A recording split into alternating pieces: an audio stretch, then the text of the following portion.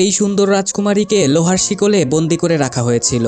ঘটনাটি ঘটেছিল আজ থেকে প্রায় 5000 বছর পূর্বে। এই রাজকুমারী মিশরের রাজার একমাত্র সন্তান ছিল। পিতার মৃত্যুর পর রাজ্যের সব ক্ষমতা তার হাতে আসার কথা ছিল, কিন্তু তার সৎ মা কিছুদিন পর একটি পুত্র সন্তানের জন্ম দেন। নিয়ম অনুযায়ী সেই রাজকুমারের সিংহাসনে বসার কথা ছিল, কিন্তু ক্ষমতার লোভ রাজকুমারীর হৃদয়কে জ্বালিয়ে দিচ্ছিল। রাজকুমারী ক্ষমতা লাভের নেশায় কালো জাদুর সাহায্য নেয় এবং অশুভ দেবতাকে সন্তুষ্ট করার জন্য অনেক মানুষকে বলি দিয়ে দেয়। দেবতা সন্তুষ্ট হয়ে রাজকুমারীকে একটি বিশেষ খঞ্জর উপহার দেয়। ক্ষমতার লোভে অন্ধ হয়ে রাজকুমারী তার পিতামাতা এবং সৎ ভাইকে হত্যা করে ফেলে। এরপর রাজকুমারী সেই অশুভ দেবতাকে বিয়ে করতে চায়, তবে এর জন্য তার একজন যুবকের দেহের প্রয়োজন ছিল।